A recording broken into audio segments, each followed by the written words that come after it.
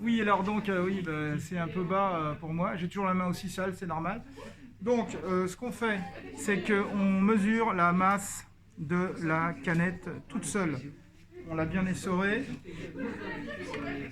On la pose sur la balance. Comme vous entendez, Ginène parle toujours autant. Hein, ceux qui sont de la classe ne seront pas étonnés.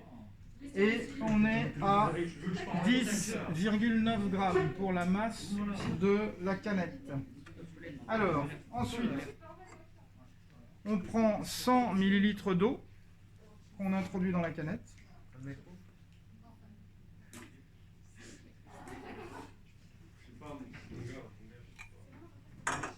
On place la canette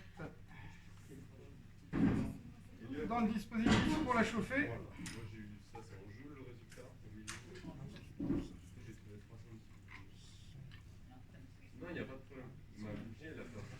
On n'oublie pas de mettre le thermomètre dedans.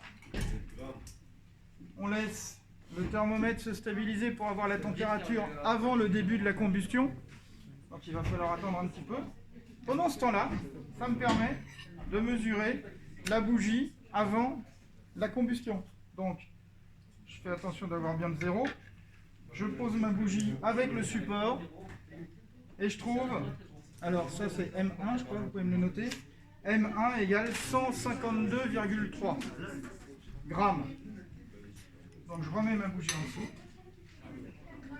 Je vois que ma température est stabilisée, donc ma température initiale, elle est de 23,7 degrés Celsius, donc θI égale 23,7.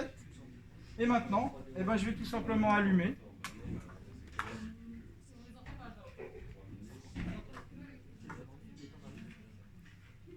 Je monte. Je monte un peu la bougie pour que la flamme de la bougie lèche le cul de la canette, comme je l'ai indiqué aux élèves, c'est une phrase parfaitement correcte, hein, c'est le cul de la bouteille. Et on va chauffer jusqu'au moment où on atteint 40 degrés Celsius. Voilà, donc il va falloir un petit peu de temps.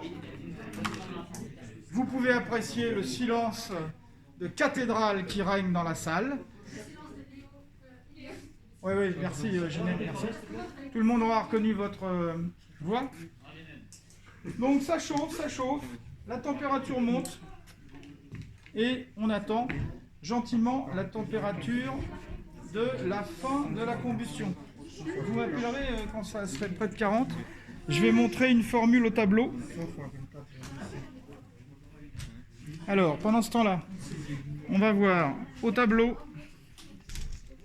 la formule. Voilà, alors au tableau, j'ai marqué la formule qui permet de calculer la chaleur reçue par l'ensemble, j'espère qu'on arrive à lire, la chaleur reçue par l'ensemble de l'eau de la canette est multipliée par θF moins θI. Merci, moins de bruit s'il vous plaît.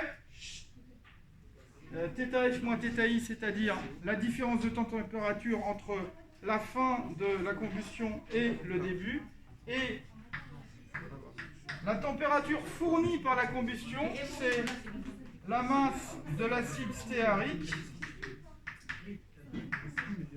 multipliée par la capacité calorifique de l'acide stéarique. Alors, comment on fait ce calcul-là?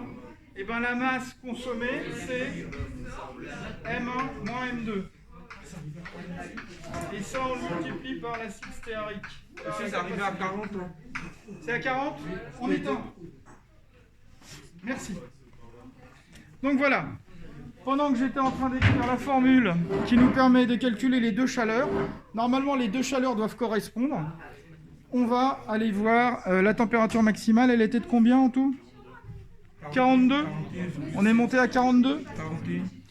41,7. Donc voilà, on a fini de chauffer notre système. 41,7. Et bien maintenant, qu'est-ce que je fais? Et ben, je mesure tout simplement la valeur de la masse de la bougie. Je la pose là-dessus. Et je me retrouve avec 152 grammes, Donc il faut marquer 152 grammes,0, c'est M2 ça. Et l'autre c'était M1. Au début on avait 152,3 grammes et là on a 152,0 grammes. On a donc tout simplement consommé 0,3 grammes de paraffine. D'accord? Voilà.